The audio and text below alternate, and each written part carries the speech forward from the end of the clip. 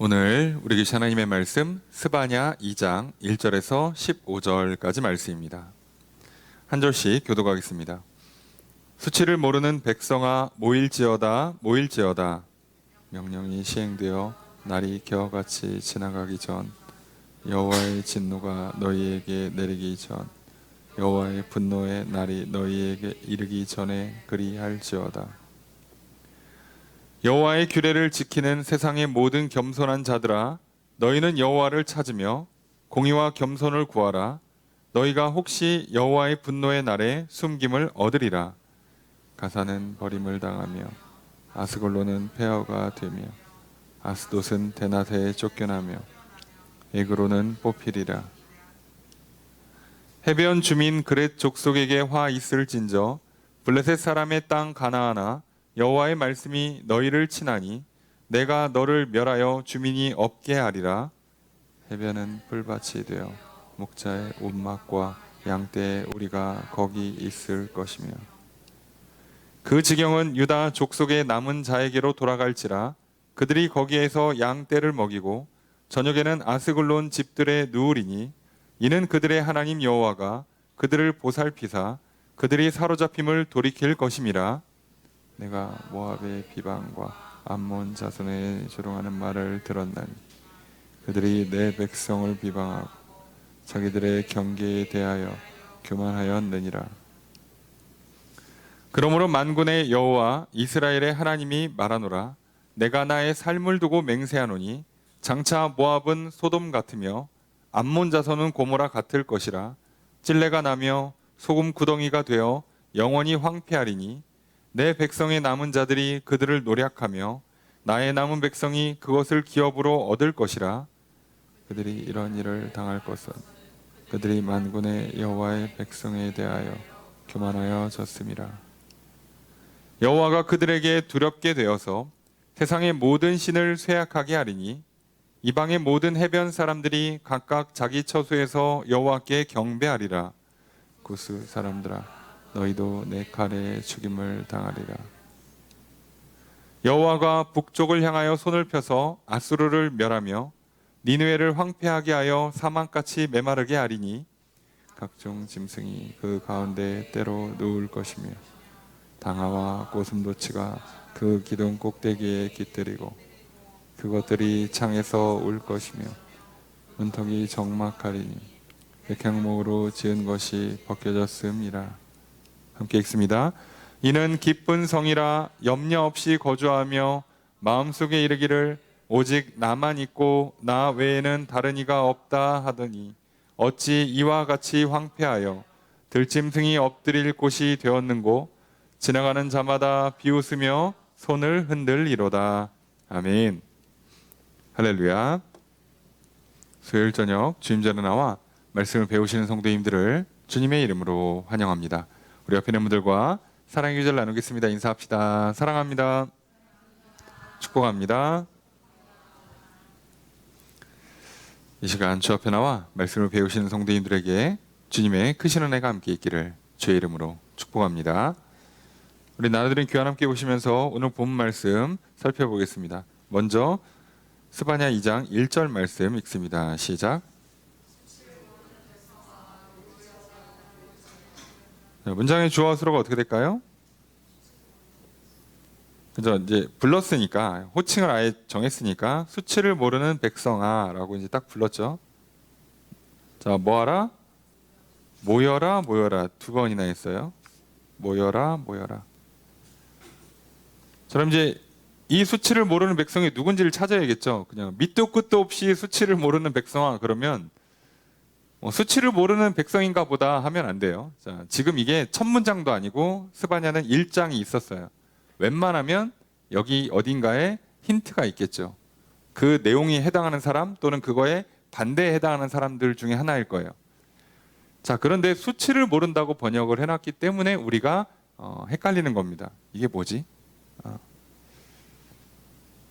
그래서 이거를 수치를 모른다라고 번역을 하니까 우리가 잘 모르는데, 원래 이 수치라고 하는 단어의 뜻이 그 사모하다, 갈망하다라는 뜻이에요. 자, 그래서 원래 직역을 하면 갈망하지 않는 백성들, 사모하지 않는 백성, 사모할 줄 모르는, 사모하지 않는 백성들이라고 번역을 해야 맞아요. 자, 그래서 원래 이게 어근이 부끄럽다예요. 부끄럽다에서 나온 건데, 그런데 부끄럽다가 원뜻이어도 그게 파생된 뜻은 거기서 사모하지 않아서, 갈망하지 않아서 라는 뜻으로 하면 그렇게 자연스럽게 번역하는 게 좋습니다. 게다가 문맥상 맞아요. 왜냐하면 여기서 왜 수치와 창피, 왜 이런 뜻에서 이게 갈망하지 않는다, 사모하지 않는다가 파생이 된 거냐면, 자, 현재 자기 상태를 몰라요. 그리고 모르고 그냥 지금이 좋다라고 생각하고 만족하며 살고 있으면 이게 뭐라고요? 수치란 뜻이에요. 그러니까 내가 지금 알고 봤더니 저기 이렇게 옷 뒤에 구멍이 났어. 아니면 저기 이렇게 바지가 뜯어져 갖고 이렇게 살짝 민망해요. 자, 그런데 나는 몰라. 나는 모르고 지금 평안해요. 그리고 아무것도 모른 채로 야, 너 큰일 났어. 그러면 뭐라고? 괜찮은데? 야, 너 참아 말은 못하고 빨리 집에 가서 옷을 좀 갈아입어야 될 것 같아. 옆에서 애둘러서 이렇게 얘기를 해줬더니 뭐라고요? 괜찮은데? 나 지금 바빠. 친구 만나러 가야 돼. 그리고 사람 많은 곳에 나가면 쪽팔림 당하겠죠. 이해되십니까? 뭐 속옷이 비친다든가, 여간에 수치스러운 장면이 연출될 거예요. 자, 그 뜻이에요. 그 뜻. 그래서 여기는 수치를 모른다고 번역하는 것보다는 갈망하지 않는다라고 번역하는 게 맞아요. 갈망하지 않는다. 자, 그러면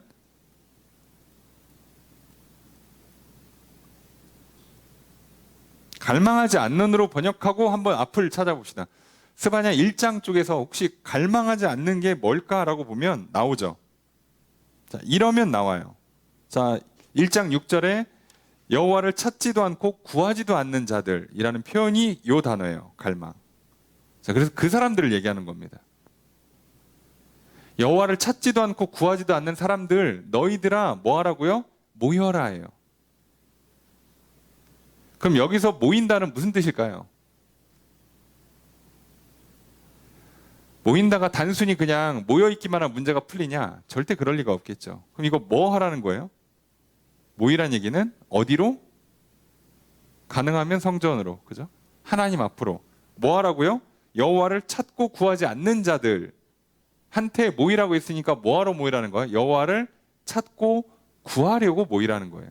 그래서 갈망하지 않는 자들한테 뭐 하라고요? 여호와를 찾고 구하라, 이 뜻이에요. 여호와를 찾지도 않고 구하지 않는 자들아 빨리 모여서 여호와를 찾고 구해라 라고 한 겁니다. 자, 여기만 읽으면 문장은 이제 뒤에 해석이 다 쉬워요.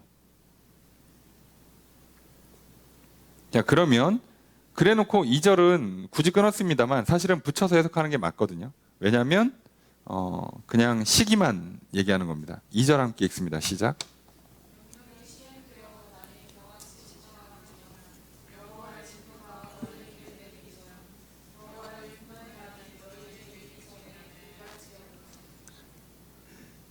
자, 요게 원문에는요 당연히 그리할지어다 없고요.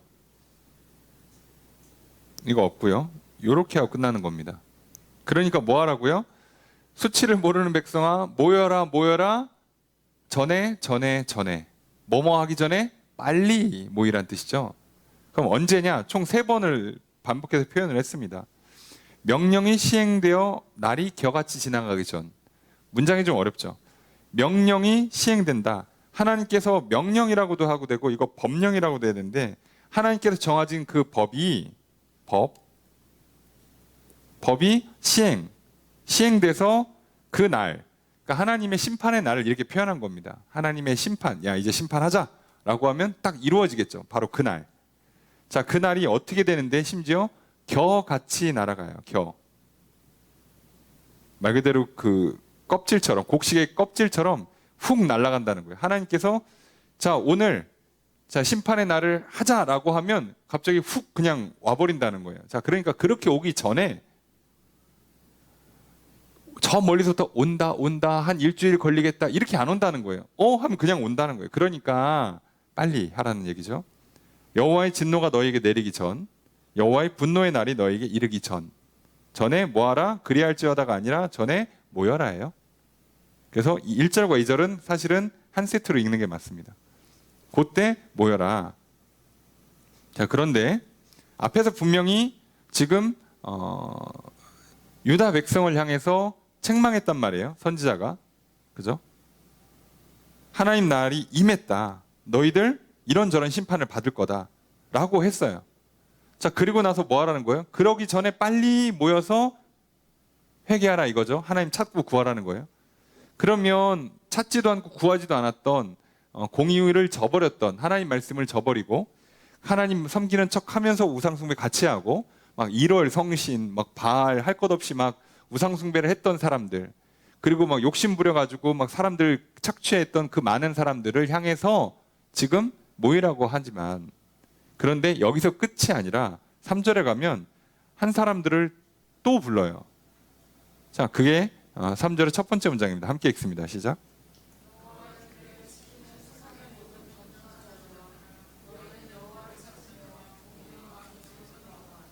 주어서 어떻게 될까요?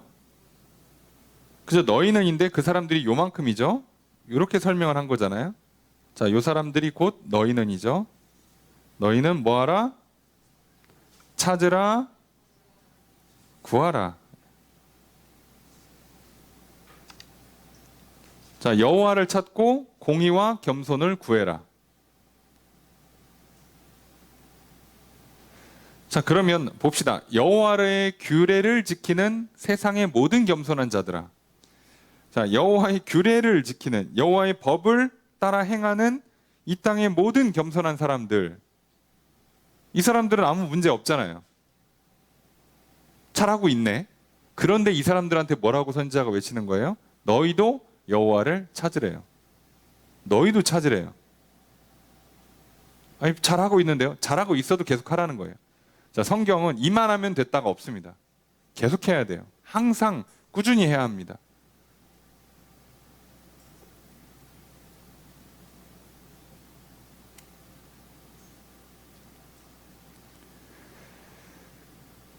자, 그리고 여기 이제 겸손한 자라고 번역을 하는데, 이 겸손을 겸손하다 또는 가난하다 또는 온유하다 또는 궁핍, 불쌍 이런 뜻이 다 포함이 돼요. 자, 그럼 이거를 겸손이라고 번역을 했는데, 여기서 말하는 겸손은 어떤 의미냐면 법을 지키는 의미에서의 겸손이에요. 그죠? 시키는 대로 잘 따라가는 거. 그죠? 하나님께서 하라고 하면 따라가는 그 사람들을 지금 겸손하다고 표현해요. 그런데 시키는 대로 잘 따라가는 건 보통 우리가 겸손하다고 안 하고 온유하다고 많이 하죠. 단어의 특성상. 본래 뜻에 맞으면. 그러니까 주인에게 길들여진다는 뜻이잖아요. 본래 성질을 억누르고 길들여져 간다는 거예요. 마치 사냥개처럼. 원래 성질 난폭한데 주인이 허락하지 않으면 절대 안 달려들어요. 근데 주인이 허락만 해주면 가서 그거를 잡아먹거나 잡아오죠. 그 난폭함을 없애는 게 아니라 난폭함은 갖고 있는데 시킬 때만, 허락할 때만 쓰는 거예요. 평상시엔 안 써요. 자, 그렇게 하는 걸 보통 겸손, 온유라 부르죠. 자, 나의 고유한 특성이 있어요. 신체의 특성이 있고 나의 그 정신세계가 있어요. 그런데 이거를 내 맘대로 쓰는 게 아니라 하나님이 하라는 대로 허락할 때만 쓰는 거예요. 그래서 어느 날은, 자, 밥 먹으러 갔는데 부모님이 아이한테 오늘은 시켜주는 대로 그냥 먹어. 그러면 그날은 그냥 먹는 거예요. 메뉴 선택권이 없어. 감사합니다 하고 먹는 거고, 어느 날은 오늘은 네가 마음껏 한번 골라봐. 그러면 그날은 내가 그동안 먹고 싶었던 거, 그동안 맨날 골라줘갖고 못 먹었던 그 메뉴, 그날은 내가 골라보는 거예요. 자, 이렇게 하는 걸 뭐라고요? 온유라 불러요. 그래서 사실 단어를 조금 명확하게 하려고 그러면 둘 다 온유라고 하는 게 맞습니다. 근데 말씀드린 것처럼 옛날 말일수록 이게 중복되어 있습니다. 단어가 정확하지 않아요. 표현이 이렇게 세분화되어 있지 않습니다. 옛날 고대 언어일수록 표현이 그러다 보니까 좀 이해하시고. 그러니까 여기 다 온유란 뜻이에요. 여호와를 찾아라, 공의를 구해라, 겸손을 구해라, 온유를 구해라는 거예요. 그러니까 앞에 여호와를 찾는다는 건 여호와를 만나고 하나님께 예배드리는 뜻이고, 공의를 구한다, 겸손을 구한다, 온유를 구한다는 건 내가 그렇게 추구한다는 뜻이죠. 내가 공의, 법을 따라 지키고 내가 온유함, 맞춰가고 길들여가고 하는 거예요. 자, 그런데 이거 누구요? 이미 하고 있는 사람들, 이미 잘하고 있는 사람들, 심지어 이 사람들이 소수란 말이에요. 그런데도 똑같이 요구합니다. 왜 그러냐? 3절의 두 번째 문장 읽습니다. 시작. 주어서 어떻게 될까요? 너희가 얻을 것이다. 뭐를? 숨김을. 숨김을. 그래서 이게 원래 한 단어예요. 숨겨진다 이거든요. 숨겨진다예요. 너희가 숨겨진다. 근데 표현이 좀 특이하죠. 너희가 혹시 여호와의 분노의 날, 여호와의 심판의 날이죠. 여호와의 날에 혹시 숨김을 얻을 것이다예요. 왜 이렇게 표현하냐면, 우리가 착하게 산다고 하나님이 숨겨준다 이렇게 법칙으로 말 못해요. 어차피 숨겨주냐 말 거냐는 하나님이 정하실 거예요. 주권은 하나님한테 있습니다. 근데 우리는 단지 하나님의 약속을 믿고 명령에 따르는 것뿐이에요. 그러니까 뭐라고 표현하는 거예요? 하나님께서 아마도 여호와의 분노의 날에 너희를 숨겨줄 것이다. 너희가 그날 숨겨질 것이다. 숨김을 얻을 것이다. 이렇게 표현하는 거죠. 자, 이거는요, 불확실함을 표현하거나 의심을 표현하는 게 아니라 하나님의 주권을 표현한 겁니다. 그러니까 뭐라고요? 그날 여호와의 진노의 날에 너희가 확실히 숨김을 받으려면 그렇게 여호와를 찾고 공의와 온유, 겸손을 따라라 라고 얘기하는 거예요.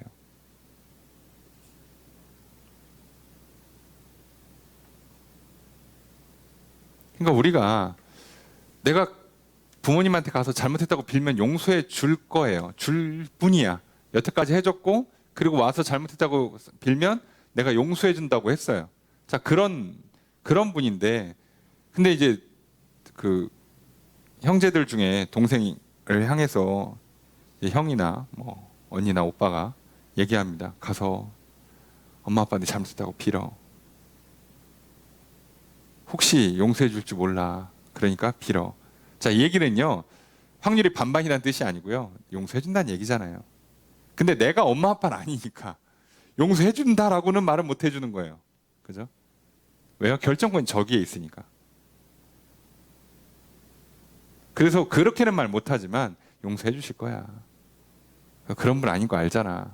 그러니까 가서 싹싹 빌어. 자, 이렇게 말하는 거랑 똑같은 맥락으로만 보시고, 자, 이게 막 불신앙의 표현이라든가 확률이 반반이라든가 그렇게 오해하시면 안 돼요.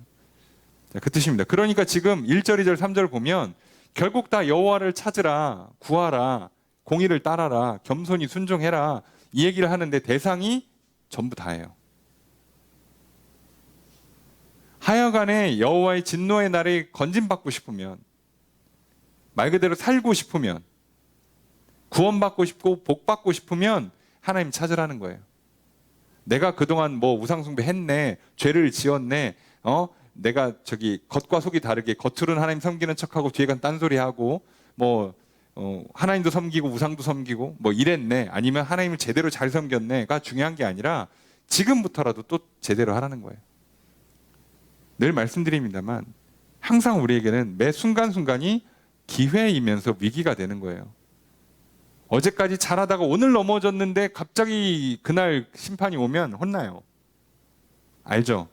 1시간 내내 공부하다가 좀 쉬어야지 하고 컴퓨터 딱 켰는데 부모님 들어오시면 난 논 거예요. 할 수 없어. 그죠? 1시간 내내 놀다가 이제 좀 공부 좀 해야지 하고 책 딱 폈는데 한 3분 뒤에 바로 부모님 들어오셨고, 어이구 열심히 하는구만. 그럼 얘는 열심히 한 사람이 되는 거예요. 본인은 억울할지 모르지만 어쩔 수 없는 게 왜요? 지금 이 판단을 내리는 기준이 누구예요? 부모님한테 있잖아. 판단을 내리는 기준이 하나님께 있어요.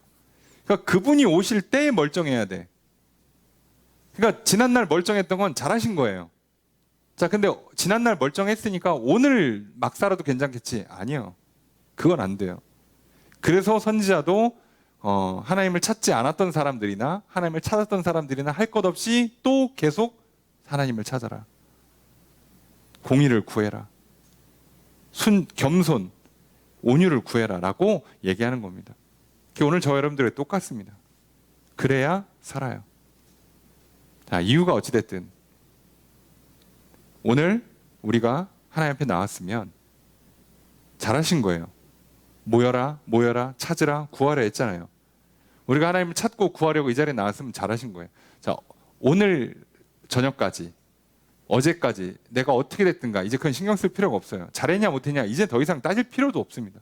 오늘부터 지금 이 순간 잘하는 게 더 중요해요. 여기서 승부가 끝날 수도 있습니다. 그러니까 오늘 우리는 또 뭐 해야 된다고요? 지난 건 날려버리시고 그저 여호와를 찾고 구하십시오. 자, 그러면 됩니다. 그래야 살아요. 그래야 삽니다. 자, 그러면서 이제 그 유다 말고 이방 나라들에 대한 그 멸망을 선포하세요.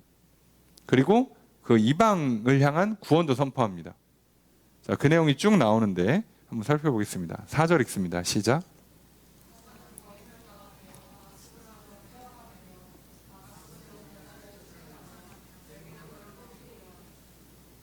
주어서로 어떻게 될까요?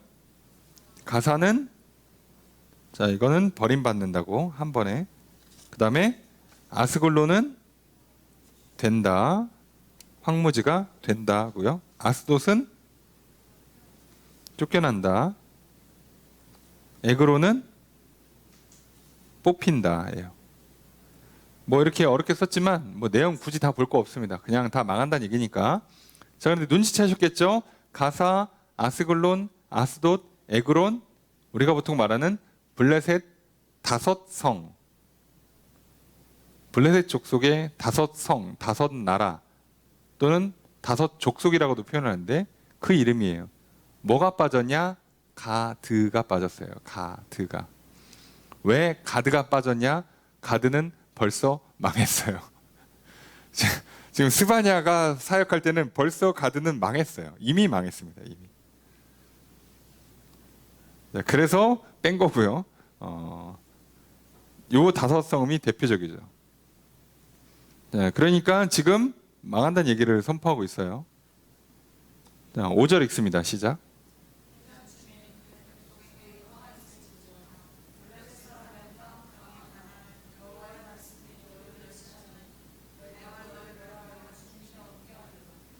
자, 주어서로 어떻게 될까요?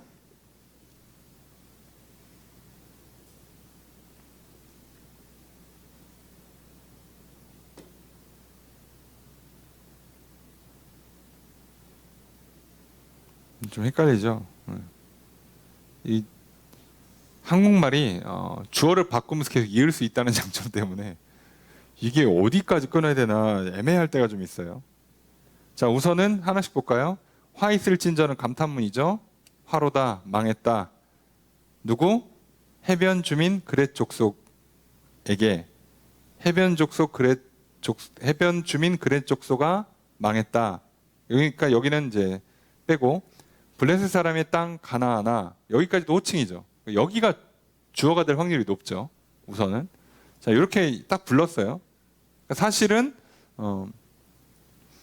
해변 주민 그렛 족속이랑 블레셋 사람의 땅 가나안이랑 같은 말이에요. 좀 이따 보겠습니다. 자, 이렇게 해놓고 뭐라고 하냐면 여호와의 말씀이 너희를 친다. 그러니까 여호와의 말씀이 주어고 친다가 서술어예요. 너희를. 자, 말씀으로 치는데 뭐라고 하시느냐? 내가 너희를 멸하여 주민이 없게 할 것이다 라고 말씀으로 쳐요. 자, 그래서 말씀으로 쳤다고 의역을 한 겁니다.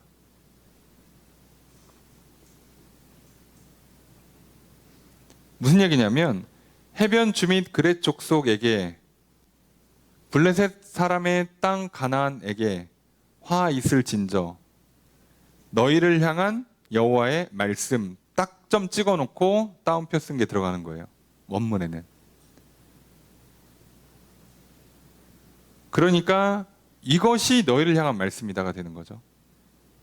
그래서 결국 내가 너를 할 때 너를이 해변주 및 그렛 족속 블레셋 사람의 땅 가나안이 되는 거예요. 내가 여호와께서 너를 그렛 족속을 멸한다. 주민이 없게 한다죠. 자, 내가가 여호와고 너를이 그렛 족속이에요. 근데 그렛 족속이 결국은 블레셋입니다.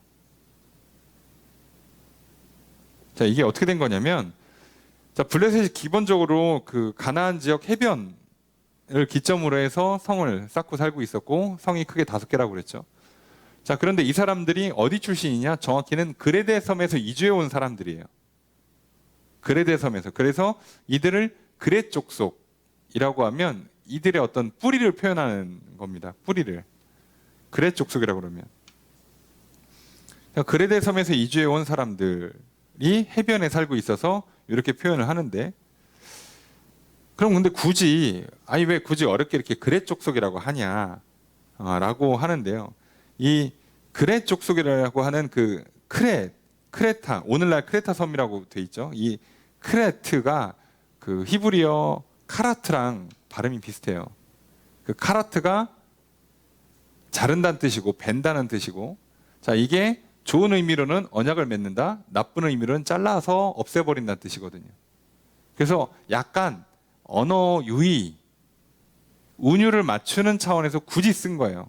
이렇게 안 써도 되지만 굳이 한 번 더 쓰는 거예요. 왜요? 해변 주민 그렛, 카라트, 그 잘라서 없어질 족수가 이런 식으로 알아들으라고 살짝 이렇게 표현한 겁니다. 성경에 이런 게 은근히 많이 나와요. 왜 그러냐? 하도 안 들으니까 좀 들으라고. 예, 아시죠? 운율을 맞춰주면 기억이 좀 더 많이 날 거 아니에요. 그래서 이렇게까지 하는 겁니다. 그 결과 우리는 더 약간 못 알아듣는 어려움이 생기는 반면에 원래 그런 뜻입니다. 블레셋 사람의 땅 가나안. 그러니까 이게 사실은 거꾸로 된 거거든요. 가나안 땅에 블레셋 사람들이 들어 살고 있는 거예요. 자, 그런데도 블레셋 사람의 땅 가나안인이라고 표현하는 겁니다. 어차피 뒤에 나와요. 요 가나안 지역에 있는 사람들 다 망할 거예요. 자, 그러니까 어차피 다 망할 거니까 굳이 이거를 디테일하게 누가 더 큰 개념이다, 누가 하위 개념이다 안 따지고 그냥 이렇게 불러서 결국은 블레셋 망한다는 얘기를 하는 겁니다. 예. 그럼 망해서 어떻게 되냐? 6절 읽습니다. 시작.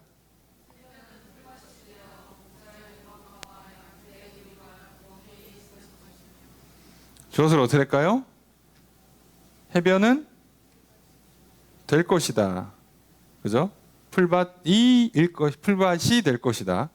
목초지가 될 것이다. 그리고 목자의 운막과 양떼의 우리가 이게 주어져. 이게 있을 것이다. 거기에 해변에 있을 것이다. 목자의 운막, 쉬어가는 곳이죠. 양떼 우리 양들 가둬놓는 곳. 그러니까 여기가 목초지 돼서 여기서 양치고 쉰다는 얘기예요. 7절 첫 번째 문장 있습니다. 시작.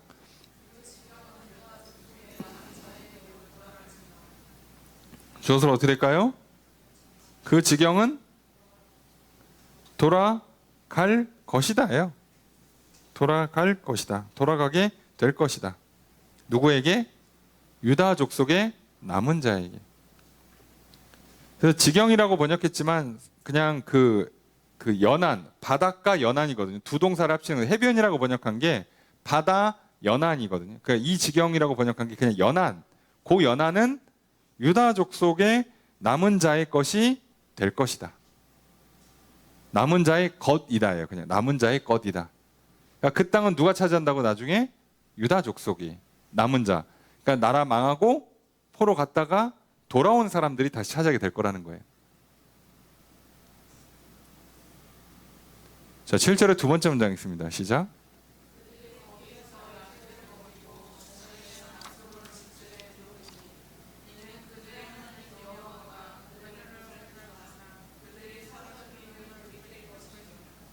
주어를 어떻게 될까요?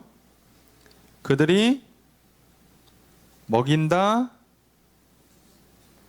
눕는다예요. 그죠?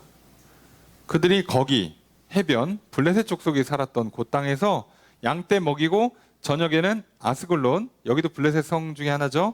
거기 집에서 누워 들어 눕는다예요. 그러니까 거기 그냥 이제 우리 동네 된 거예요. 내 집, 내 땅 된 거예요. 자, 왜 그러냐? 이유가 나오죠. 이는 그들의 하나님 여호와가 그들을 보살피사 그들이 사로잡힘을 돌이킬 것입니다. 자, 여호와 하나님께서 그들을 보살피사. 자, 보살피라사라고 좋게 번역해 줬지만 자, 요거 개수예요, 개수. 개수하셨어요. 카운트 하셨어. 벌은 벌대로 내리고 벌 70년간 내린다고 그랬죠. 포로 70년 끝나면 카운트 끝났으니까 다시 돌려보낸다는 얘기예요. 성경은 단어를 쓸 때 생각보다 정확히 써준다고 그랬죠. 의외로. 예, 그래서 이거를 돌봐서 불쌍해서 잘 먹고 잘 살라고 보내준 게 아니라 70년간 고통 당하기로 했으니까 고통 당한 거고요. 70년 끝나면 칼같이 돌려보내서 그 땅 차지하게 하는 거예요. 하나님은 정확하게 하십니다. 우리가 맨날 좋게 두루뭉술하게 넘어가고 싶은 거지 하나님은요 상과 벌이 명확하세요. 절대 뭐 한 번 정하면 바꾸는 거 없습니다. 벌 내리기 전에 우리가 최대한 깎아야 된다고 그랬잖아요. 잘못했습니다.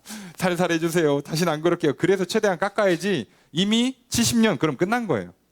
40년 그럼 끝나는 거라고. 7년 그러면 그 기간은 못 피하는 거예요. 그래서 이들이 돌아오는 기간 가운데 과연 포로 생활이 쉬웠을까? 당연히 어려웠겠죠. 돌아오는 여정은 쉬웠을까? 당연히 어렵습니다. 와서 여기 정착하고 다시 개간하는 거 쉬울까요? 어려워요. 그런데 그 어려운 과정을 통해서 결국은 이 땅 뭐가 돼요? 우리께 돼요. 내게 된다고. 여러분 오늘 우리가 죄를 짓고 벌을 받고 연단받을 때요 절대로 쉽지 않습니다. 늘 말씀드리잖아요. 문제가 생긴 다음에 고치는 건 훨씬 어려워요. 병든 다음에 건강을 회복하는 건 훨씬 어렵습니다. 문제가 터지기 전에, 병들기 전에, 고장나거나 아프거나 다치기 전에 예방하는 게 훨씬 나아요. 그런데 우리에게 참 주신 하나님의 은혜는 뭐냐면 그렇게 내가 잘못했어, 실수했어, 죄를 졌어, 병들게 만들었어, 고장나게 만들었어요. 그런데 하나님이 어떻게 한다고요? 회복을 시켜준다고. 과정은 고통스러울 거예요. 절대 고장 안 낸 것보다 힘들 거예요. 병들기 전보다 더 힘들 거예요. 죄를 짓기 전보다 훨씬 힘들 겁니다. 근데 그 과정을 겪어서 하나님은 어떻게 한다고요? 회복을 보장해 준다고. 세상은 회복이 보장 안 될 때가 훨씬 많아요.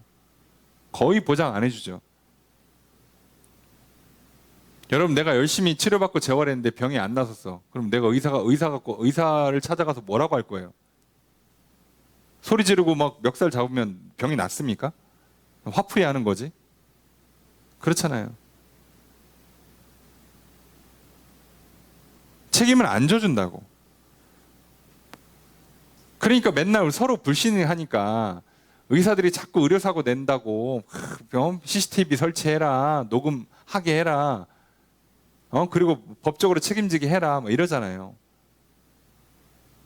근데 입장 바꿔놓고 생각해보면 의사 입장에서 책임지라고 그러면 여러분 같으면 고칠 것 같아요? 솔직한 말로 제가 의사여도 안 고칩니다.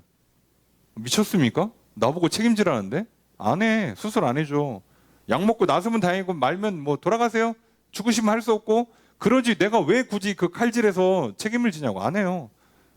의사는 원래 책임질 수 있는 사람은 아니에요. 사실 그렇잖아요. 그러니까 사람들이 점점 기피하죠. 자꾸 이러면 이럴수록 더 기피해요. 그래서 어려운 진짜 정말 과감하게 어떤 의미에서는 거의 모험해야 되고 도전해야 되고 누군가는 약간 그 임상 실험 하듯이 희생을 당하면서 그 정보를 데이터를 쌓아줘야 되는 어쩔 수 없는 희생이 필요해요. 이런 의학의 발전을 위해서.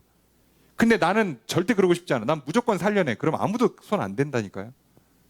세상에서 비싼 돈 받아가면서 생명을 살리는 작업도 이렇게 책임진다는 게 어려워요. 현실에서. 근데 여러분 내가 성적 떨어지고 나서 다시 공부하려 해보세요. 내가 건강 망친 다음에 다시 체력을 회복하려고 해보세요. 누가 책임져 주냐고. 누가. 이스라엘 나라가 망했습니다. 북이스라엘 망하고 남유다 망했어요.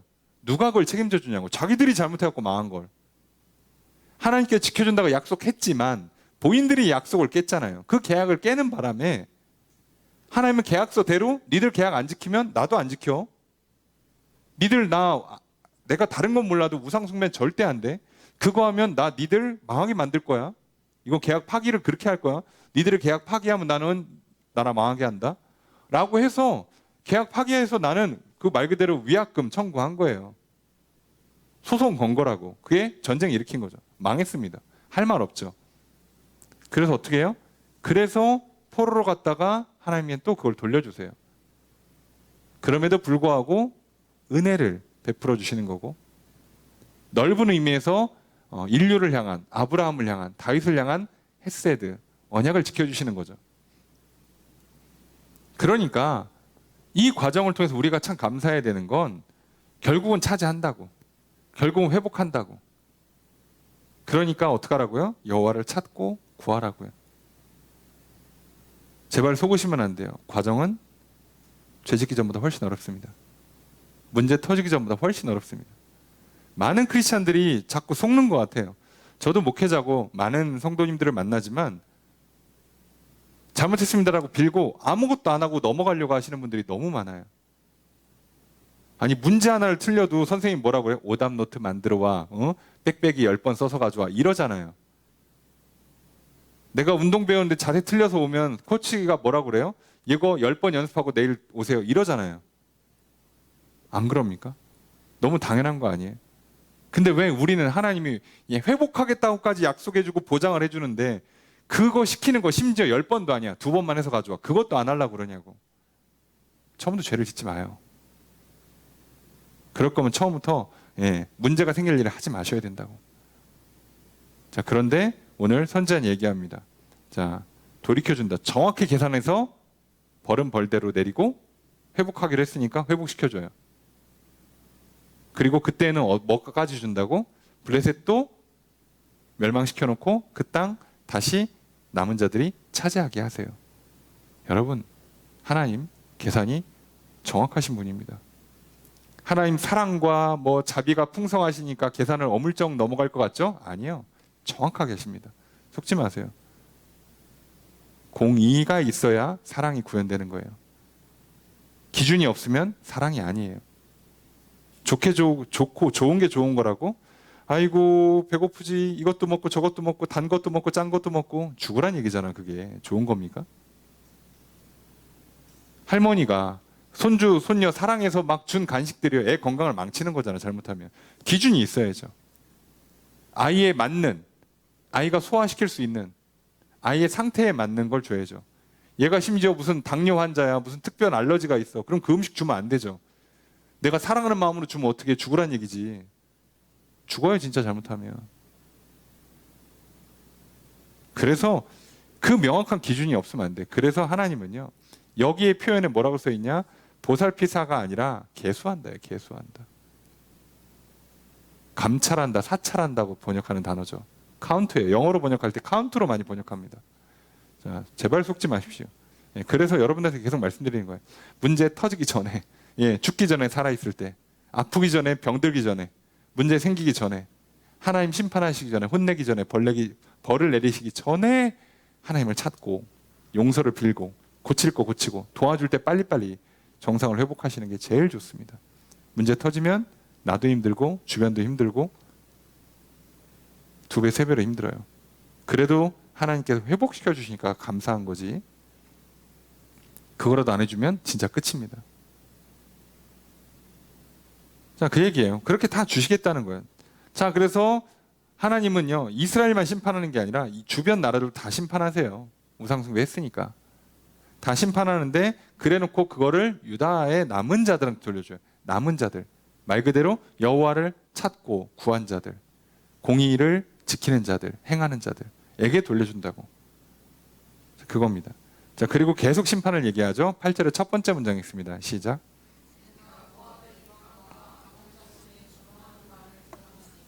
주어서 어떻게 할까요?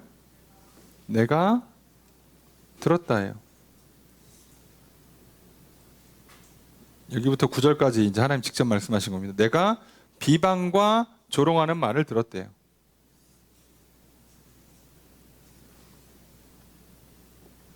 자, 말한 거 다 들었겠죠? 예. 그리고 또 9절의 두 번째 문장 있습니다. 시작.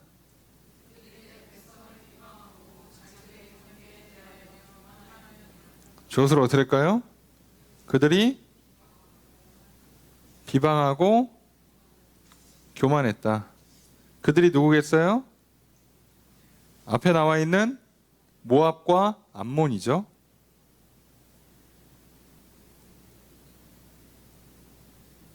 모압, 암몬이죠. 자, 그들이 내 백성을 비방했다. 자, 여기 해석을 좀 애매한데요. 자기들의 경계에 대하여 교만했다. 아니, 잠깐, 경계에 대해서 교만했다가 뭐야? 자, 그래서 여기가 좀 해석이 좀 어렵습니다만, 조금 직역을 하면, 그들이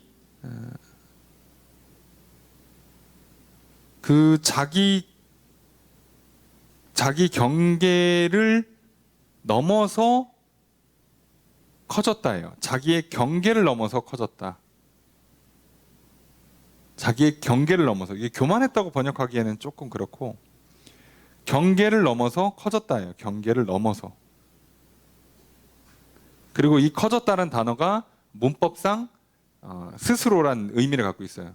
경계를 넘어서 스스로 커졌다예요. 무슨 얘기예요? 그러니까 이스라엘 경계를 넘어왔다는 얘기죠.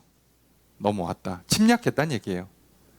그러니까 하나님의 백성들을 비방하고 이스라엘 땅에 들어와서 땅을 차지했다는 얘기예요.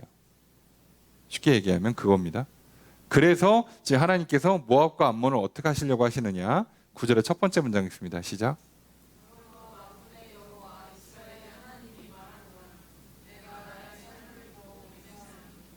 주어서 어떻게 될까요? 그죠? 결국은 하나님이 말한다예요. 말한다.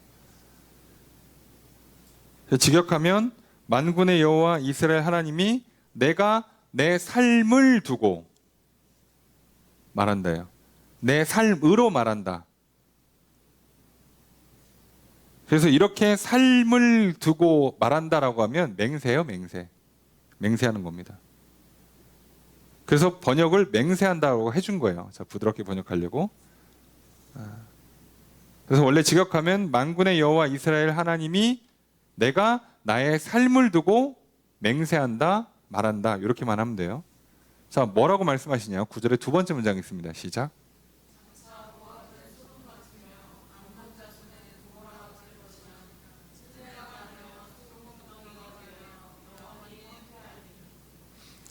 자, 쭉 이어서 설명했지만 한번 봅시다. 주어서로를.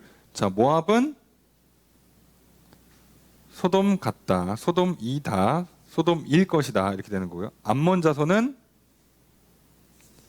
고모라 같다, 고모라이다, 고모라일 것이다 된다는 얘기죠. 자, 그 다음에 찔레가 난다. 자, 난다고 돼 있는데 이거 되게 부드럽게 번역한 거고요. 직역하면 찔레는 그들의 소유물이라고 번역이 돼요. 찔레가 그들의 소산이란 뜻이에요. 그들 땅에서 찔레가 나온다고. 쐐기풀이죠. 쓸모없는 거친 풀이 땅에서 그 소득으로 그거밖에 안 나와요. 그 다음에 소금 구덩이가 된다. 소금 구덩이가 된다. 그래서 영원한 황무지가 이게 황무지가 된다예요. 이렇게 되거든요. 다 된다로 번역을 하는데, 자, 그럼 무슨 얘기냐? 찔레가 난다. 농사 안 짓고 개간 안 하니까 잡초 중에 이 그 쐐기풀 같은 거친 풀들이 무성해지고 소금구덩이가 된다가 조금 해석하기 조금 어려운데, 학자들은 많이 이걸 뭐라고 해석하냐면 이 당시에 전쟁을 치르고 나서 전쟁이 끝났어요. 자, 그리고 나서 이제 전쟁 끝나고 나면 뭐 성 무너지고 집 무너지고 불 타고 사람들 죽고 그럼 시체 한쪽으로 모아 치우잖아요. 그러면 그러고 나서 뭐 하냐면 소금 뿌려요. 땅에다. 예나 지금이나 여러 비슷한 의미가 있어요. 두 가지 의미가 있겠죠. 부정을 지우는 의미가 있고 또 하나는 진짜로 소독의 의미가 있겠죠. 소금은 진짜 소독을 하니까 그 균들 뭐 이런 뭐 청소의 의미, 그 피나 여러 가지 세균들 이런 거 닦아야 되니까 땅에 소금을 뿌렸다고 합니다. 그래서 이게 소금구덩이가 된다를 어떻게 해석하냐가 좀 뭐 여러 해석이 가능하지만 많은 학자들은 대부분 전쟁 끝나고 소금 뿌리서 그냥 소금바닥이 된다, 이렇게 해석을 많이 해요. 그리고 나서 다시 뭐가 사람이 못 살아. 그래서 영원한 황무지가 되는 거예요. 소돔 모압은 완전히 이걸로 끝내버리겠다는 거예요. 그렇게 말씀하신, 이거 맹세까지 한 거잖아요. 그래 진짜 뭐 여기는 이제 역사에서 사라지죠. 이번에 요번 이 이후에 있는 전쟁에서 역사에 사라지죠. 9절의 세 번째 문장이 있습니다. 시작.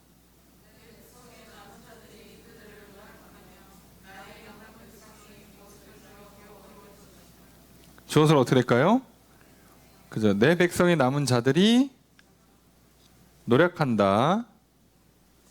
나의 남은 백성이, 이건 이제 기업으로 얻는다고 번역을 하는 거죠. 유산상속한다 라고 번역하는 거죠. 유산상속, 예. 상속할 것이다. 계속 남은 자가 등장하고 있는 걸 아시겠죠? 자, 내 백성의 남은 자들, 그냥 이라고 표현을 해요. 예. 자, 그 다음에 나의 남은 백성이라고 표현을 합니다. 자, 근데 여기서 유다라고, 아까는 앞에서는 유다라고 했잖아요. 유다의 남은 자들이라고 했는데 여기서는 유다, 이스라엘이라고 안 하고 그냥 내 백성이에요. 자, 내 백성으로 하면 이때부터는요, 아브라함의 후손을 지칭하는 게 아니에요. 내 백성이라고 하면 그냥 하나님 믿겠습니다라고 서약하고 할례 받고 하나님 예배하는 사람들은 전부 다 내 백성이에요. 원래 출애굽할 때도 이스라엘 백성들 말고도 따라온 사람들 광야에서 언약 맺을 때, 시내산에서 언약 맺을 때 다 동의하고 할례 행한 사람들은 전부 다 하나님 백성이 됐어요. 하나님 백성이 된 겁니다. 여기도 똑같아요. 이렇게 한 번 다 난리가 나고 돌아올 때, 그때 하나님 따라오는 사람들은 뭐 나라, 종족 안 가리고 다 받아주겠다는 얘기예요. 다 하나님 백성이 되는 거예요. 그리고 그 백성들이 기업을 차지하는 겁니다. 자, 이게 예수님 이후에, 그리고 마지막 종말에 똑같이 적용되는 거예요. 예수 그리스도를 믿는 자들이 하나님 나라를 차지하는 거고요.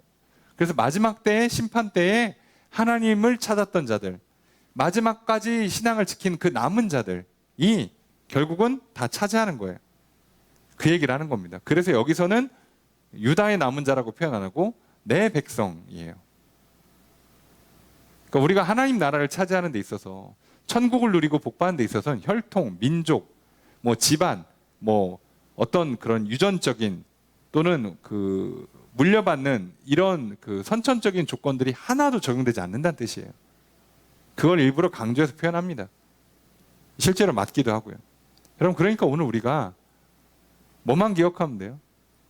참, 뭐 내가 죄를 져서 망했든, 나는 죄를 안 지고 하나님 찾고 구하고 잘 살았는데 대부분의 사람들이 죄 짓는 바람에 덩달아 나라가 망했든, 뭐가 됐든 간에 하필이면 나는 이스라엘 민족이 아니라 옆에 암몬이나 모압 족속에서 태어났어 든 간에 상관이 없어요. 어차피 이 동네 한번 다 쑥대만 날 거거든요. 죄와 우상 숭배 때문에. 그때 뭐만 하면 된다고요?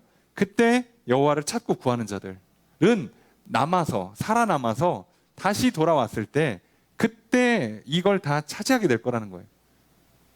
그러니까 우리도 얼마나 좋습니까? 내 지난날의 과거, 나의 지난날의 어떤 그 뭐 집안이나 어떤 가문이나 어떤 유전적인 특성이나 뭐 재능이나 할 것 없이 뭐만 하면 산다고요? 하나님을 찾고 구하기만 하면 살아남아서 다시 차지한다고.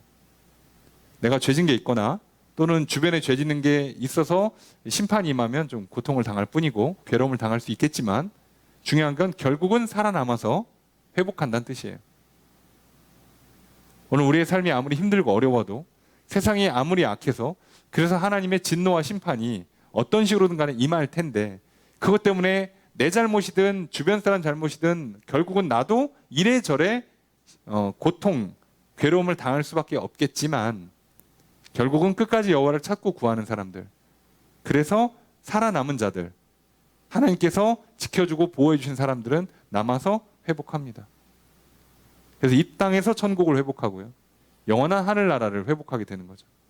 오늘 저 여러분들이 바로 그 삶, 그래서 성경에서 말하는 그 남은 자, 끝까지 하나님을 포기하지 않는 믿음의 사람으로 살아가시기를 주 여러분 축복합니다. 자, 10절 읽습니다. 시작.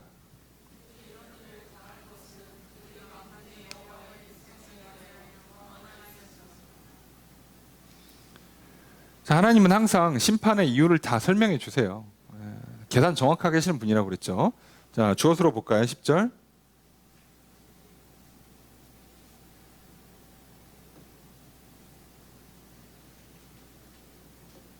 자, 이거 약간 문장이 이유를 설명하는 문장이에요. 그래서 주어를 어디까지 잡아야 되냐면 그들이 이런 일을 당한 것은 뭐뭐 때문이다예요. 뭐뭐 때문이다. 이것은 뭐뭐 때문이다. 그들이 왜 암몬 모압이 이렇게 당하냐? 그들이 만군의 여호와의 백성에 대해서 교만했기 때문이다. 여기도 교만이라고 번역했지만 실제로는 무슨 뜻이라고요? 스스로 크게 됐다, 성장했다는 얘기예요. 자꾸 스스로를 키워서 자꾸 자기 분수를 넘어간다, 하나님의 나라를 침범한다. 자, 그러면 망하는 거죠. 그러니까 성경은요, 교만의 개념이 굉장히 간단해요. 스스로 강해져서, 스스로 커져서 뭐를 건드리는 거예요? 이스라엘, 하나님의 나라를 건드리는 거예요. 자, 그러면 내가 스스로 똑똑하든 힘이 있든 돈이 있든 능력이 있든 간에 하나님의 영역, 생사화복에 관련돼 있는 구원과 관련된 하나님의 영역을 내가 건드린다. 자, 그러면 하나님 어떻게 한다고요? 무조건 심판하십니다. 사실 우상숭배의 핵심이 뭐라고 했어요? 생사화복을 내 입맛에 맞게끔 하고 싶다는 거잖아요. 나는 지금 올해 농사 잘 되고 싶어. 아니, 농사를 짓다 보면 어떻게 내 살면서 죽을 때까지 농사 짓는 동안에 단 한 번 흉년이 없겠어. 상식적으로 그렇잖아요. 단 한 번 태풍 한 번 어떻게 안 만나고 농사를 짓냐고. 근데 나는 피하고 싶지.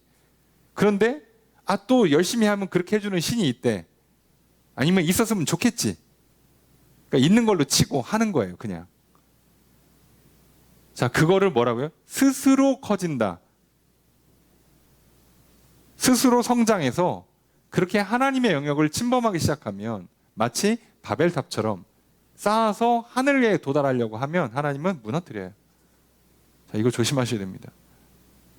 여러분, 생사화복, 나의 살고 죽고 내가 잘 살고 못 살고 하는 이 부분을 내가 하려고 하시면 이때부터는 하나님의 나라, 하나님의 영역을 건드리는 게 돼요. 그 모든 걸 다 교만이라고 표현합니다. 그러니 여러분, 우리가 오늘날 얼마나 교만하게 살고 있는가. 너무 많이 교만해서 일일이 찾기도 힘들어요. 아니, 아닌 거 찾는 게 더 쉬워. 머리부터 발끝까지 교만하지 않은 게 하나도 없어요. 너무 많이 영향을 받고 살아요. 우리가 그걸 교만으로 알고 늘 하나님께 죄송하다고 고백하고 그리고 변화를 도와달라고 요청해서 하나씩 하나씩 고쳐나가도 좀 시원찮은데 이 정도는 남들 다 하는데 괜찮죠. 자, 그러면 하나님 그건 가만히 안 놔둡니다. 이게 같아 보여도 다른 거예요. 결국 이 사람은 점점점 줄여나갈 것이냐, 이 사람은 점점점 늘려나갈 것이냐를 결정짓기 때문에 다른 거예요. 여러분, 도로가에서 시속 80km를 내는 차가 있다고 칩시다. 당장은 속도가 똑같지만 한쪽은 가속을 하고 있고 한쪽은 감속을 해요.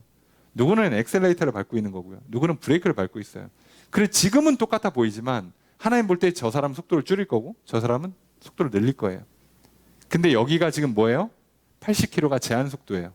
자, 이제 아슬아슬한 이 기준에서 누가 여기서 속도를 올리냐 줄이냐에 따라서 누구는 카메라에 찍히는 거고 누구는 안 찍혀요. 자, 비슷할 겁니다. 하나님 나라도. 그거 조심하라는 거예요. 자, 우리의 기준은요, 내 옆에 사람이 아니고 이 시대의 사람들이 아니에요. 기준이 하나님 말씀이라서 그 하나님 말씀을 기준으로 삼으면요, 지금 내가 먹고 마시고 입는 것부터 머리부터 발끝까지 교만한 게 한두 가지가 아닐 겁니다. 내가 인생을 계획하고 풀어가는 거 상당 부분 하나님의 영역을 침범했을 거예요. 여기부터 인정하시고 돌이키셔야 돼요. 안 그러면 하나님 다 무너뜨릴 겁니다. 물론 일일이 무너뜨려 주시는 게 감사한 거예요. 나중에 완전히 죽이는 것보다 하나씩 꺾어서 계속 고쳐주시고 살려주시는 게 은혜인데, 물론 우리는 그때마다 죽겠다, 못 살겠다, 내 인생 왜 이렇게 힘드냐라고 불평할지 모르지만 지금 하나님 날 살려주고 계시는 거예요. 바벨탑 쌓을 때 초장에 꺾어놓으니까 그냥 흩어지고 마는 거지, 끝까지 다 올리고 완공식 할 때, 기념식 할 때 무너뜨리면 다 죽어요. 아무도 못 삽니다. 자, 그래서 교만한 나의 바벨탑이 쌓아지기 전에 무너뜨리는 게 은혜예요. 내 인생의 교만한 계획들이 성취되기 전에 하나님이 막아주시는 게 은혜예요. 근데 우리는 그걸 놓고 뭐라고요? 치질이 복도 없지. 하나님 나 미워하시나 보다. 아유, 나 같은 게 뭐 되겠냐. 이러고 불평, 비교, 시기, 질투, 원망, 절망을 한다면 이것도 교만한 거예요. 자, 그래서 교만을 기억하시고 우리는 어떻게 한다고요? 겸손히, 온유함, 시키는 대로, 하라는 대로 그 하나님 말씀을 기준으로 삼아서 따라가셔야 합니다. 그렇지 않으면 내가 죽으라고 쌓아 올린 게 정말 한순간에 무너져요. 자, 그거를 좀 막으셔야 되고요. 주변에 그러고 있는 사람들을 위해서 많이 기도해 주시고 그들에게 하나님 앞에 돌아오라고 여러분들이 교훈할 수 있는, 권면할 수 있는, 증언하고 간증할 수 있는 저 여러분 되시기를 주님 축복합니다. 자, 계속 보겠습니다. 11절 첫 번째 문장 있습니다. 시작.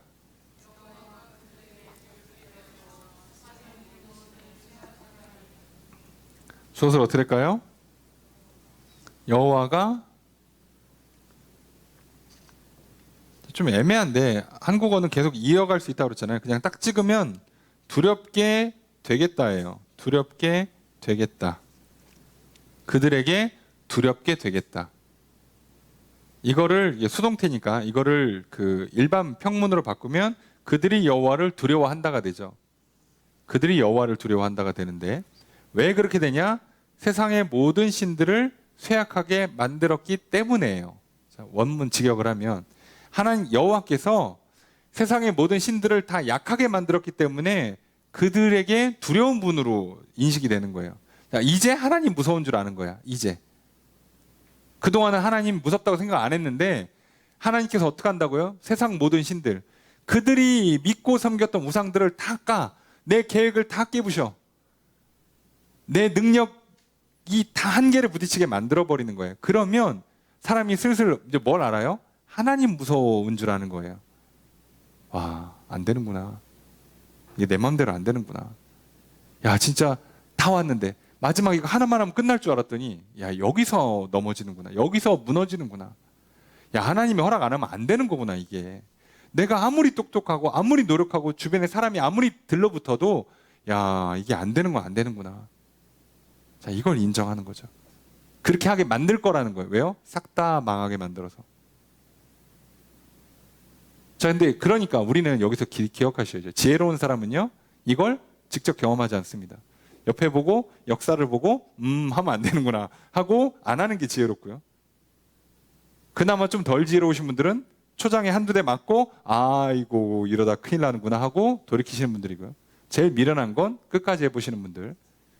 그래서 해보다가 이 심판의 날, 진노의 날에 그냥 가시면 그게 어리석은 거죠. 근데 그렇게 하시겠대요. 자, 11절 두 번째 문장 있습니다. 시작.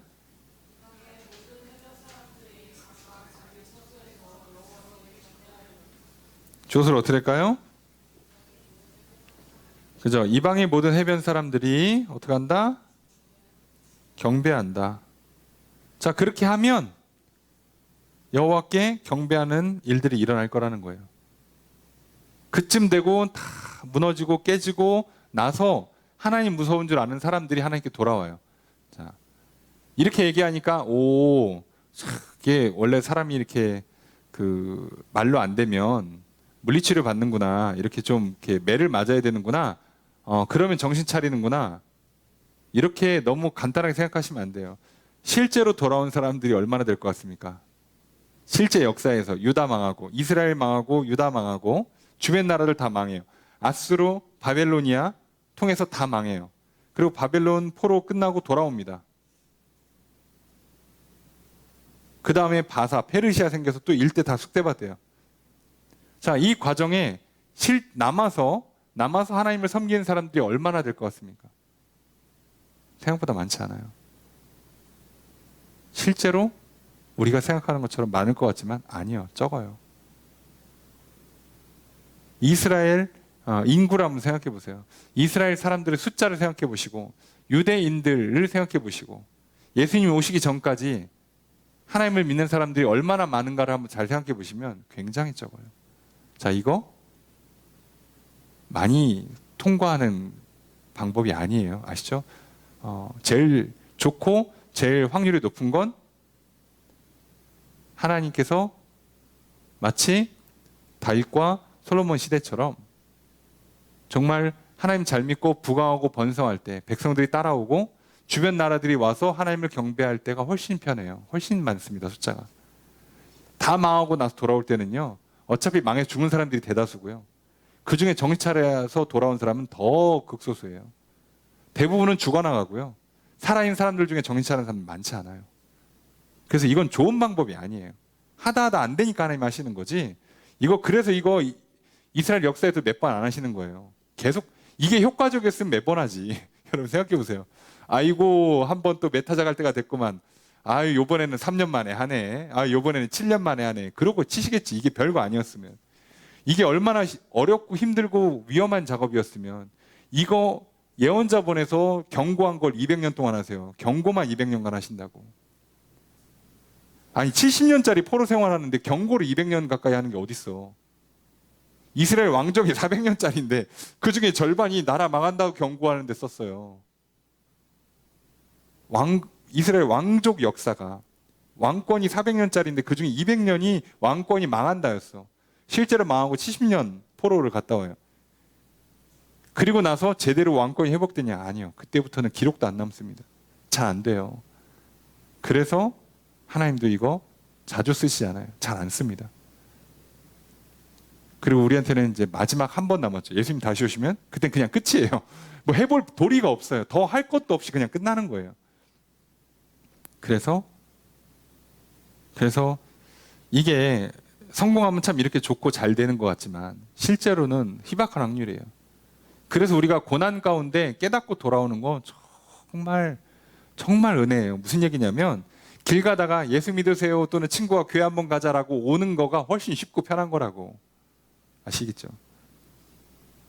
저기 뭐 사고 당하고 죽다 살아나갖고 하나님께 돌아오는 거요? 생각보다 많지 않습니다. 돌아올 것 같죠? 안 돌아옵니다. 잘. 역사가 증명을 하고요. 그리고 그게 인간의 본성이에요. 그러니 우리에게는 항상 언제? 오늘, 지금, 여기서 여호와를 찾고 구하는 거예요. 회개할 거 회개하는 겁니다. 돌이킬 거 돌이키고 끊을 거 끊고 멈출 거 멈추고 내려놓고 포기할 거 포기하는 거예요. 지금 여기서 오늘. 그래서 공의를 구하고 겸손히 온유하게 순종하며 나아갈 때 그래야 오늘 회복의 역사가 오늘 하나님의 상과 복이 임하는 겁니다. 그게 하나님 나라예요. 그럼 부디 이 스바냐를 통해서 이 말씀의 뜻을 좀 오해하지 않기를 부탁드립니다. 12절 말씀 읽습니다. 시작.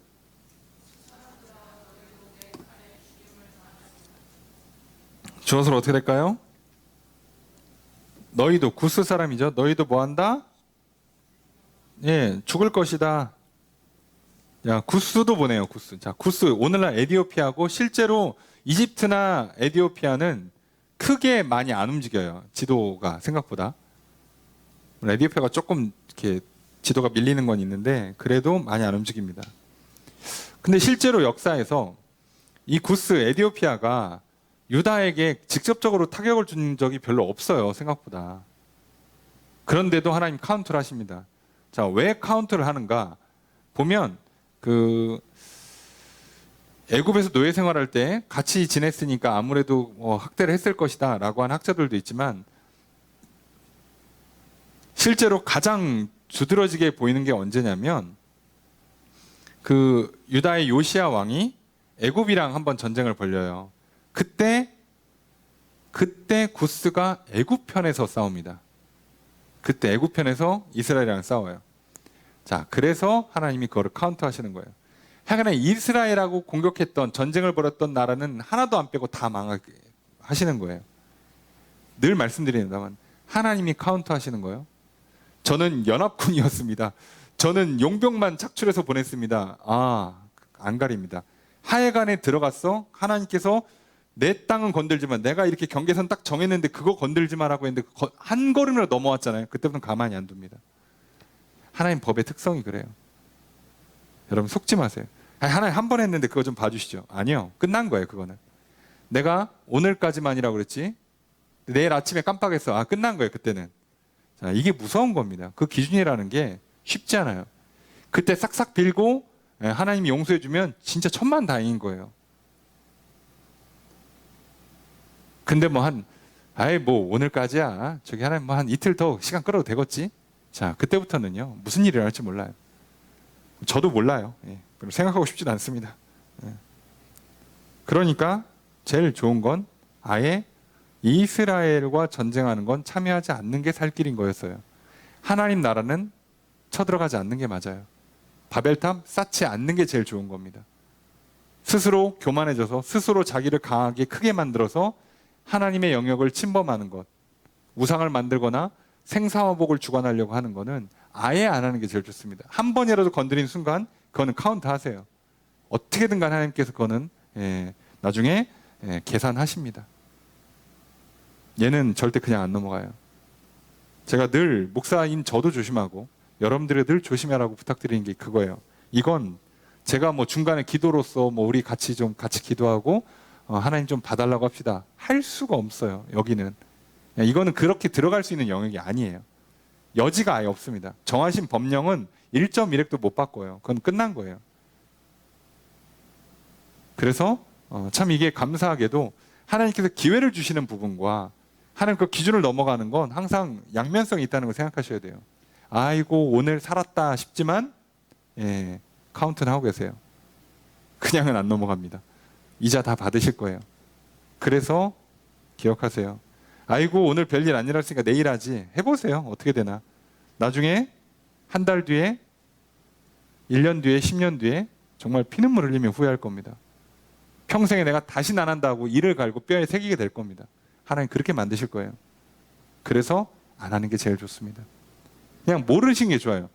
술 마셔서 몸에 뭐가 안 좋은지는 그냥 아예 모르는 게 좋다고.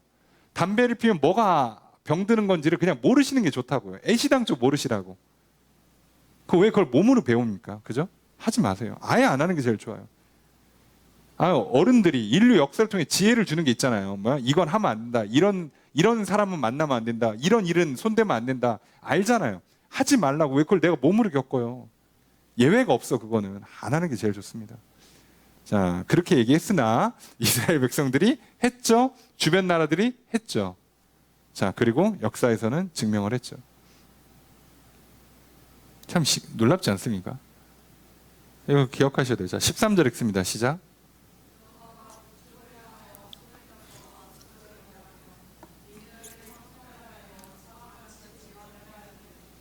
조서를 어떻게 될까요? 여호와가 펴신다, 멸한다예요. 자, 요번에 걸린 나라는 아수르. 당연히 여기는 뺄 수가 없죠. 여기는 지금 대놓고 치고 있는 나라고 현재 진행형인 나라예요. 자, 아수르 치죠. 물론 요나가 가서 한번 기회를 줬죠. 그래서 생명 연장, 호흡기 한번 됐죠. 그리고 정신 차리면 좋은데 늘 말씀드립니다만 잘 안 된다고 말씀드렸죠. 그러면 하나님은 요나를 통해서 아수르의 수도인 니느웨에 가서 복음을 전파해서 이들을 회개하게 만들어서 결국은 나라를 살린 게 아니라 그 중에 남은 자를 살리는 거예요. 나라는 안 살아옵니다. 안 고쳐요, 여러분. 너무 큰 기대를 하지 마세요. 그래서 항상 오늘 지금 여기서 회개하고 오늘 지금 여기서 믿고 겸손히 순종하는 것, 이것 말고는 답이 없어요. 그냥 더 좋은 길이 아예 없어요. 자, 그래서 북쪽의 아수르 멸하십니다. 니느웨 수도죠. 아수르의 수도 황폐하게 해서 사막처럼 만든대요. 자, 14절 읽습니다. 시작.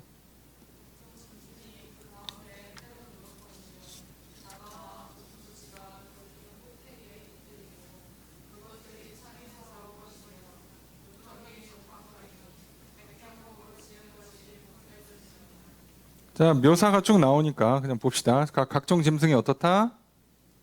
누운다. 당아와 고슴도치가 깃들인다. 자, 그리고 그것들이 운다. 그 다음에 문턱이 적막하다. 백향목으로 지은 것이 벗겨졌다. 쭉 봅시다. 짐승이 때로 눕는다. 그럼 뭐 들짐승이 그냥 와서 지내는 거죠. 나라가 망했으니까. 당아와 고슴도치. 자, 당아를 자 카하트라고 하는데 당연히 정확히 뭔지 모르겠죠. 추측컨대 자 부엉이 아니면 펠리컨으로 봐요. 그러면 아무리 봐도 부엉이 같겠죠. 자, 부엉이, 고슴도치 얘네들이 그 지붕 기둥에 이렇게 서 살고 깃들인다 표현하는 거죠. 그것들이 창에서 울어요. 부엉이겠죠. 펠리컨은 제가 경험이 없어서 모르겠고 당아새는 뭔지 잘 모르겠습니다. 고슴도치는 울 것 같진 않고, 예, 그죠? 그 다음에 문턱이 적막하다. 문턱, 문지방이죠, 문지방. 문지방이 어떻게 된다고요? 적막하다라고 번역했지만 이게 황량하다, 무더위, 가뭄, 메마름이라는 뜻이거든요. 그러니까 이게 원래 아시죠? 문이 관리가 안 되면 메말라서 갈라지잖아요.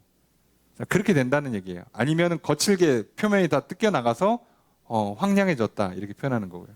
그 다음에 백향목으로 지은 것. 백향목으로는 주로 기둥이나 대들보나 뭐 이런 걸 하니까 걔네들이 어떻게 됐다? 벗겨졌다.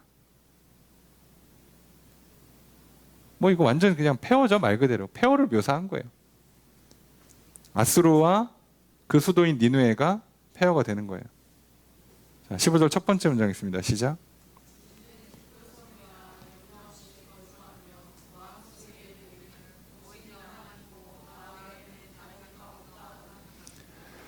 자, 당연히 하나님께서는 심판하실 때 이유를 설명하겠죠. 그 이유를 쭉 썼을 텐데 한번 봅시다. 자, 이는이 주어예요. 이것은 기쁨의 성이다예요. 기쁨의 성이다. 기쁨의 성이었어요. 니느웨는 맨날 전쟁 나가서 약탈해서 다 가져와서 그걸로 잔치 벌이고 부귀영화를 누리고 살았으니까 늘 기쁨의 그 노랫소리가 끊이지 않는 성이었죠. 자, 염려 없이 거주하며, 그죠? 안전하게 거주한다. 안전이거든요. 안전. 안전하게 거주했다. 그리고 그들이 마음속에 뭐라고 했다고요? 뭐라고 말했다? 이렇게 말했다. 뭐라고? 오직 나만 있고 나 외에는 다른 이가 없다. 나만 있고 나 외에는 다른 이가 없다가 무슨 뜻일까요?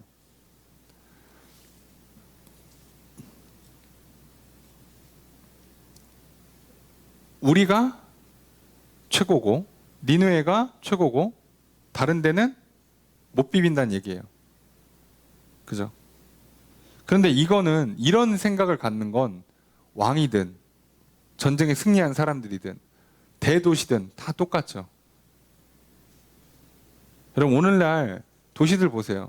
뭐 세계 뭐 대단한 도시들뿐만 아니라 대한민국 멀리 갈 것도 없이 그냥 서울, 인천, 부산,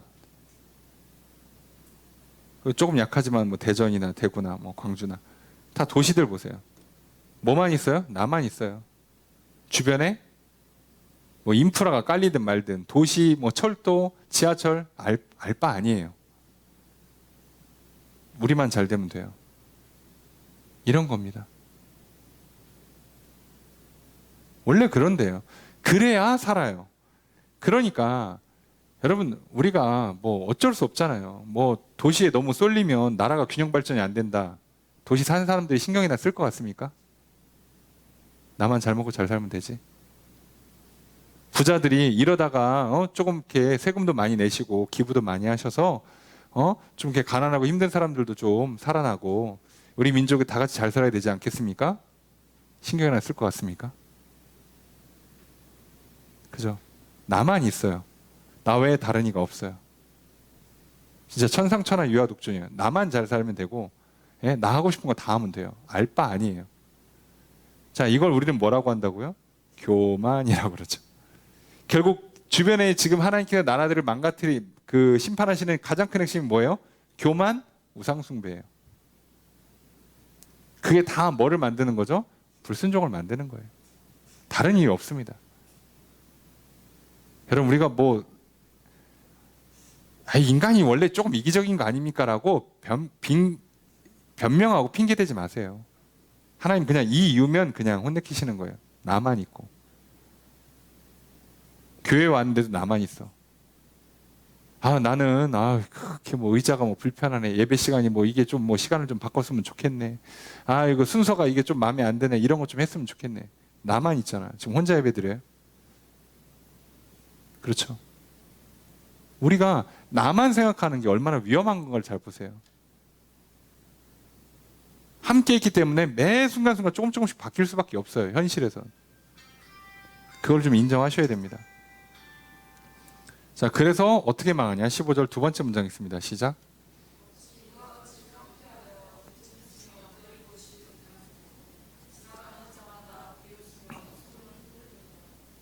자, 그래서 망했다는 것을 이렇게 표현하는 거죠. 자, 어떻게 이렇게 되었느냐라고 하고, 자, 그래서 어떻게 이렇게 망해서 들짐승이 가는 곳이 됐냐. 그 다음에 지나가는 사람이 비웃는다, 손을 흔든다. 지나가는 사람마다 뭐 한다고요? 비웃는다. 자, 비웃는다가 뭐냐면 정확히는 비웃는다가 아니라 말하지 마 이렇게 얘기하는 거거든요. 말을 아끼는 거예요. 그 다음에 손을 흔든다. 손을 이렇게 휘젓는 거죠. 절레절레 선사래를 치는 거예요. 왜요? 망했으니까. 여러분 망하면요 원래 아무도 안 쳐다봅니다. 뭐 옛날에 친하게 지냈으니까 부정 탈까봐 도와달라고 그럴까봐 안 찾아요. 세상 정확합니다. 성공해야 웃어주고 손 내밀어줘요. 세상이니까. 그래서 우리가 이 세상에서 살아가는 것이 가질 수밖에 없는 한계, 필연적인 이 죄악과 교만함들을 알고 계셔야 돼요. 그리고 거기서 우리는 하나님을 찾아야 되고 그 남은 자들만 끝까지 신앙을 지키는 신앙에 살아남은 자들만 결국은 하나님 나라를 회복하고 상속받는 겁니다. 속지 마세요. 여기서 왕노릇 다 하고 여기서 하고 싶은 거 다 하고 천국 가는 건 없어요. 그런 건. 하나님이 정해준 경계 밖으로 못 나가게 하시고요.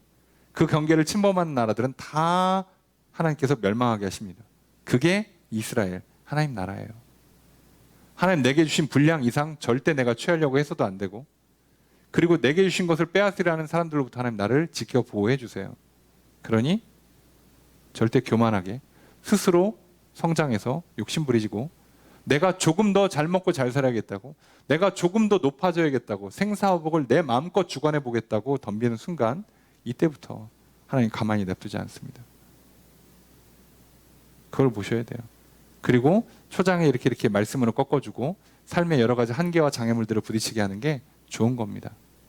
그러니 오늘 이렇든 저렇든 우리는 뭐만 하면 된다고요? 여호와를 찾고 구하고 공의와 겸손, 온유를 따르면 됩니다. 오늘 그렇게 살아가셔서 이 험한 세상, 이 거친 세상에서 여러분 믿음을 지키는 남은 자들 되시고 살아남으셔서 결국은 회복하는 마지막 때 하나님 나라를 상속받는 저 여러분들이 되시기를 주의 이름으로 축복합니다. 말씀을 살펴보겠습니다. 스바냐 선지자는 여호와의 날이 임박하였음을 경고하고 남유다에 임할 심판을 선포하였습니다. 오늘 본문에서는 여호와의 날이 이르기 전에 회개할 것을 촉구합니다. 앞서 여호와를 찾지도 않고 구하지도 아니하는 자들이라고 지적한 이들을 이번에는 사모할 줄 모르는 백성이라고 부릅니다. 이들은 자신들의 문제를 모른 채 그저 현재 상황에 만족하며 지내다가 장차 수치를 당하게 될 것입니다. 그래서 선지자는 여호와의 심판의 날이 갑자기 들이닥치기 전에 백성들이 모여서 여호와를 찾고 구하라고 외칩니다. 그런데 선지자는 여호와의 규례를 지키는 세상의 모든 겸손한 자들에게도 여호와를 찾고 구하라고 권면합니다. 하나님께서 절대 주권을 갖고 심판하실 때에 구원해 주실 것을 신뢰하며 겸손히 은혜를 구하라고 혹시라는 표현을 사용하기까지 합니다. 이처럼 선지자는 모든 사람을 향해 여호와를 찾고 공의를 찾고 겸손을 찾으라고 말합니다. 오늘 우리도 항상 깨어서 하나님의 은혜를 간구합시다. 하나님의 심판의 날을 알 수 없기에 모이기를 힘쓰고 여호와를 찾읍시다. 은혜를 사모하는 자에게 넘치도록 베푸시는 하나님의 은혜가 항상 함께 있기를 축복합니다. 두 번째로 스바냐 선지자는 블레셋과 모압과 암몬과 구스와 아수르를 향해 하나님의 심판을 선포합니다. 그들이 교만하여 하나님의 백성을 비방하고 땅을 침략하였기 때문입니다. 하나님께서 그들을 심판하여 멸망당하게 하시며 황폐하게 하실 것입니다. 또한 선지자는 남은 자들이 돌아와 그 땅을 차지하게 될 것이라는 회복을 선포합니다. 유다의 남은 자들은 하나님을 찾고 구한 결과 멸망의 심판을 피할 것입니다. 그러나 포로 생활과 귀환과 회복을 위한 고난의 시간을 견뎌야 할 것입니다. 하지만 결국 회복하여 풍요와 안전을 누리게 될 것입니다. 그리고 이때 이스라엘뿐만 아니라 이방 민족 중에 남은 자도 함께 할 것입니다. 이것은 종말의 때에 최후의 심판의 모습을 보여주는 것이기도 합니다. 심판의 날에 가까운 우리도 교만을 버리고 우상을 버립시다. 하나님을 찾고 구합시다. 이 세대의 믿음을 지키는 남은 자가 되어 심판을 피하고 회복하는 은혜를 받읍시다. 영원히 평안을 누리는 인생이 됩시다. 이렇게 살아가시는 저 여러분 되시기를 주의 이름으로 축복합니다.